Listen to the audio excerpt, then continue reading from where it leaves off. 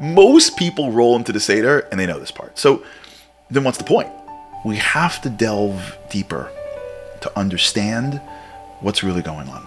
Every moment has a theme and every nuance matters. And when you go through it, you come out a different person. So that's what we're going to explore together. The themes, the lessons, the reasons, the purpose. Because that's what this is really all about. Okay, we are charting along now. We're not there yet, believe it or not. The goal of the Seder is to tell the story of Mitzrayim. By the way, this is one of the key pump fakes of the Seder. You should know that, right? Pay attention this year, you'll see this happens. You get pumped, right? We start Maggid. Okay, halach ma'anya, all right, that's not it. Manishtana, usually if the kid's there or whatever, like manishtana, it takes forever. Finally, we're done. And then they go, okay, what's the answer? And it says, Avadim HaYinu l'paro b'Mitzrayim. And we think we're telling the story. And we don't. This doesn't do anything. I mean, it's the beginning of the story, but it's not the story. We're not even close to the story. We just say Avadim HaYinu, and had Hashem not taken us out, we still would have been there. We're still talking about who should say it and how they should say it. We're going nowhere near the story yet. I don't understand. Like, how much longer? Like, what's this one for? It's a setup. Remember, there's a narrative. We're building the narrative. The story of Egypt is resting on the narrative. And each piece is completing a theme. This is a theme. Why is this happening for? So let's get into it a little bit. And we say, Avadim HaYinu l'paro b'Mitzrayim. We were slaves to power Mitzrayim. V'yotzienu Hashem misham, Hashem Elokeinu misham, b'yad chazaka b'zor natu. He takes us out with strength. V'yilahutzia kadosh baruch hu es avosinu. Had he not taken our fathers out of Mitzrayim, Harary anu uvanenu uvnei vanenu mishubadim HaYinu l'paro b'Mitzrayim. Okay, Avadim HaYinu, Avadim HaYinu, Avadim HaYinu. We were slaves, and had he not taken us out, we still would have been slaves. Really? We still would have been slaves. So the Michtav Eliyahu says something brilliant.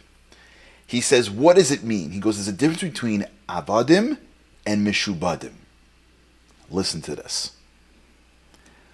Avadim is physical slavery. We are slaves. Mishubadim means we would be enslaved. Not enslaved necessarily physically. There may have been a change in policy. We may have become Egyptian. Things could have changed since Egypt. But our way of thinking, our enslaved mentality would have been stuck there forever. Remember, when the Jews left Egypt, they were on the 49th level of Tumah, which means we were so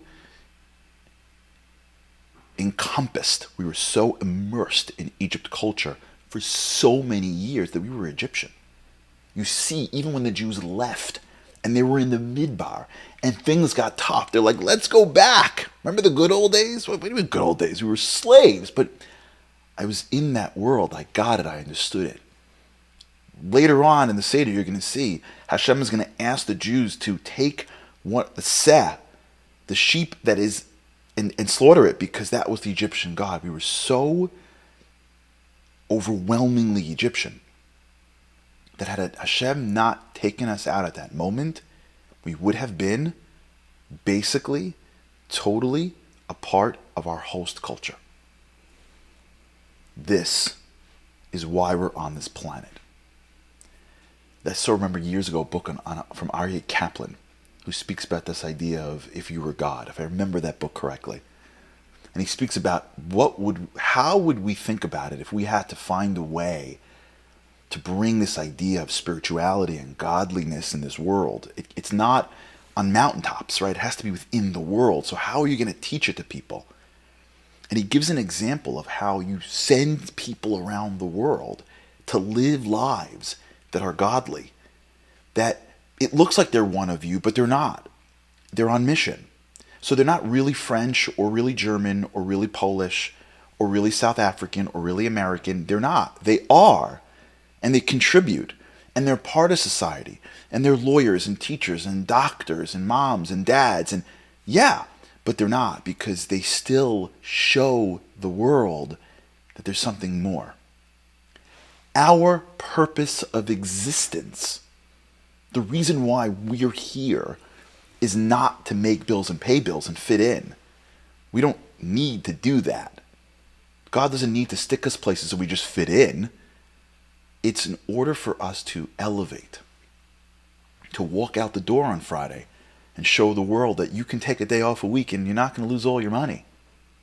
To say no to certain foods, to be in a room when people are sometimes speaking about things that are inappropriate and not engage in that conversation, because holiness is very much connected to our relationships with the other gender.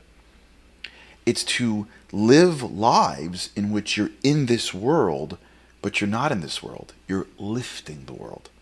Remember Kiddush? The idea of Kiddush is to lift this world, as the Lubavitch Rebbe would say, B'dira b'tachtonim, to give Hashem a place in this world. That's the purpose of our existence. Had Hashem not come in at that moment and save us, we may have not carried a brick 100 years later, but we would have been mishubadim, enslaved, Egyptian. Now watch this little cool thing here. You know, there's a concept in psychology and in business called the 3-generation rule, which means if you have wealth, 3 generations, usually the wealth is lost. Right? This is a concept called, I looked this up, called shirt sleeves to shirt sleeves in 3 generations. Right? Grandpa works really hard, rolls up his sleeves, and then I'm not saying it's every family, like if you're watching this, I'm not saying it's you. I'm saying, but statistically, the 3rd generation usually does not achieve the level of wealth of the 1st generation. And if you look even spiritually, you find the same thing, right? Most of the time, when it comes to assimilation, in the 3rd generation, the family's usually gone.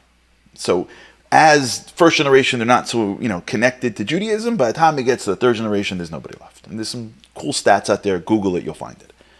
3 generations, and it's basically lost. Your traditions, your values, your the money, whatever. Watch how this works. Look how cool this is. You ready?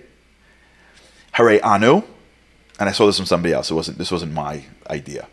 Harary, you ready? Look at I'll read it to you because it's in front. When it gets in front of you, count. Harary, uvanenu, uvnei banenu. That's 3 generations. Hashem, we're saying, had Hashem not saved us 3 generations, we would have been fully Egyptian. We would have lost our purpose. We would have lost the reason why we're here. We would have lost our mission in this world. We would have been fully Egyptian. Many of us, myself included, are at risk of forgetting our mission. We think we're here to compete, make some money, and look good, or just be like everybody else. In fact, we feel good being like everybody else. We don't like standing out. We don't like being different. We don't like feeling like we're unlike everybody else. And Hashem says to us, you're going to be like people here, but you got to embrace that you're going to be different. Remember last theme, Manishtana? Ask, you'll get the wisdom. Remember the theme before that? Halachmanya? Don't think it's you. I'll give you tremendous strength. But now you're at Avadim HaYinu theme. And this theme is don't forget why you're here. You're not here to be Egyptian or American or South African or European, whatever you want to put in. You're not here to be Egyptian. You're here to lift up the society. When you understand the spiritual wisdom, you'll get your mission. You're not going to have less physically. Trust me. You may not have the same. It may be in a different proportion. You may be interacting with it differently, but you're doing it for a purpose, and your purpose is to lift up the world so the world knows me. Embrace your existence. And you see this again and again. In societies where we leave that, they remind us. Trust me, they remind us just how different we are. As the world tries to shed its Judaism to get the host culture to say you're one of us, October 7th comes, and they remind us, you're not like us. Our job is to reconnect with that purpose. Our job is to realize that's why we're here. That's why we're asking questions. That's why we're taking this seriously. I'm on mission, and I may have forgotten my mission all year, but I'm here now. I got to reconnect. I got to re-get this. I got to re-establish my place in this goal. That's the answer to Manishtana. And we didn't even start the story yet, but we're still setting it up. We got to align ourselves with our purpose. Thank you so much for tuning in and joining us for this series. I hope that you enjoyed, and I hope that it enhances your Seder and brings you closer to Hashem. We have some cliff notes for you in case you want a Seder companion. You can download it. Check out the series and the downloadable stuff at pesach.us, pesach.us. And hope you have a great holiday, and may we see the full redemption soon.